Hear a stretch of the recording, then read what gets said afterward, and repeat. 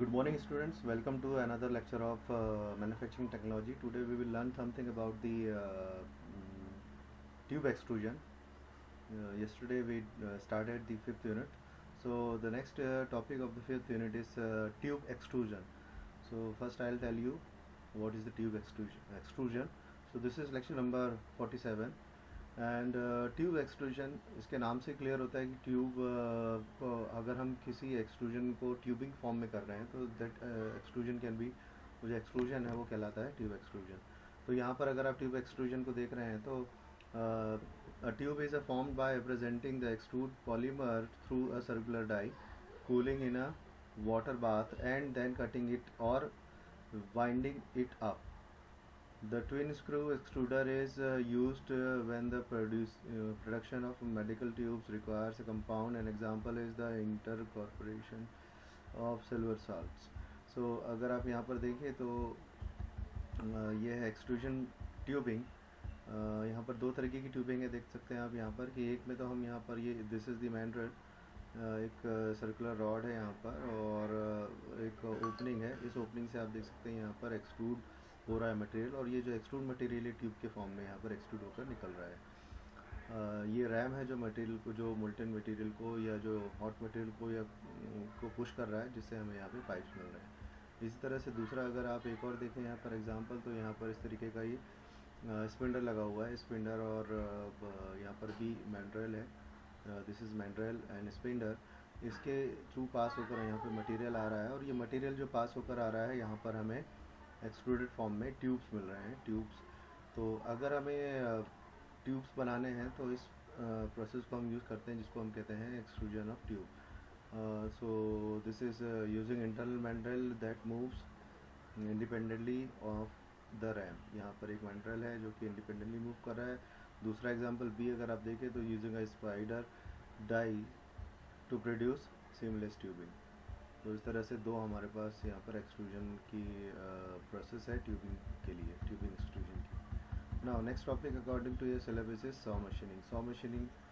Sawing machine क्या होता है? तो sawing machine is a machining tool design to cut material to a desired length और counter its function by drawing a blade containing cutting that through the workpiece. The sewing machine is a faster and easier than hand sewing, and it is used principally to produce an accurate square or miter cut on the workpiece. The most common used materials like steel, aluminium, brass, plastic, etc. are available in the standard sizes and shapes, but therefore the metal is, when presented to a machine tool, it is usually cut to some specified length, and operation of the cutting is generally performed by sawing. Therefore metal sawing is chiefly concerned with the cutting bar strokes to convenient length from a machine. So it is very important that the designer should know and consider the standard sizes before completing his dimensions of the part or to be designed. In many instances of design, a part size can be altered slightly in dimension in order to use a standard stock size and save money. तो sawing machine का use हम जो करते हैं वो हम किसी बड़े मटेरियल को कट करने के लिए, एक्यूरेट साइज में कट करने के लिए, जो कि हैंड सॉ से हम नहीं कर सकते, तो यहाँ पर हम यूज़ करते हैं सॉइंग मशीन का. अगर सॉइंग मशीन की बात करें तो यहाँ पर सॉइंग मशीन के कुछ टाइप्स होते हैं, जो power saw, circular saw, reciprocating saw, band saw and so on. बहुत सारे टाइप्स होते हैं, लेकिन आपके सिलेबस में सिर्फ ये तीन ही हैं: power saw, circular saw and reciprocating saw. तो अगर हम देखें सबसे पहले पावर हेक्सा या पावर सॉ क्या होती है, तो पावर हेक्सा आर यूज्ड तो यहाँ पर हम पावर हेक्सा को अगर देखें तो power hacksaw are used to cut large sizes of metal such as steel. Cutting diameter of more than 10 to 15 millimeter is very hard work with a normal held saw hexa. The heavy arm moves backward and forward, cutting on the backward stroke. The metal to be cut is held in a machine wise which is an integral part of the base. तो ये पूरी working और ये पूरे diagram को मैं explain करता था, वर्ड्स में लिखा हुआ है, आप व्हाट्सएप का पर आपको मैं नोट्स दे दूँगा। तो देखिए यहाँ से ऑन ऑफ स्विच है, हमने यहाँ पर इसको ऑन कर दिया। जैसे ही मशीन को ऑन करते हैं तो हम यहाँ पर डेप्थ दे सकते हैं। ये ब्लेड लगी हुई है, इस ब्लेड को हमने आर्म में फिक्स करके रखा हुआ है। हैंड सॉ में हम क्या करते हैं, इसी को हैंड से रोटेट करते हैं, लेकिन पावर सॉ में हम क्या कर रहे हैं, पावर एक्सॉ में हम इसको with the help of electric power हम यहाँ पर इसको यूज़ कर रहे हैं। यहाँ पर मोटर और गियर्स फिट है।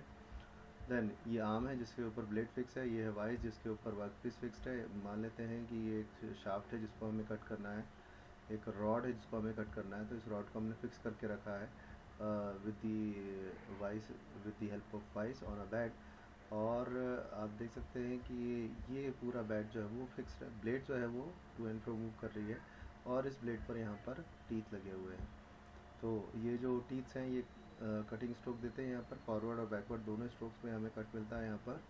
और एमरजेंसी केस में अगर आपको इसको रोकना है तो यहाँ पर हमारे पास फुट एमरजेंसी स्विच है, फुट एमरजेंसी स्विच, जिससे हम इसको बंद भी कर सकते हैं। साथ ही साथ हम यहाँ पर कूलेंट प्रोवाइड कर रहे हैं। मैंने आपको बताया था कि कूलेंट के क्लासिफिकेशन कितने टाइप के कूलेंट्स होते हैं, तो अकॉर्डिंग टू द मटेरियल हमें कूलेंट सेलेक्ट करना पड़ता है और हम यहाँ पर कूलेंट प्रोवाइड करते हैं।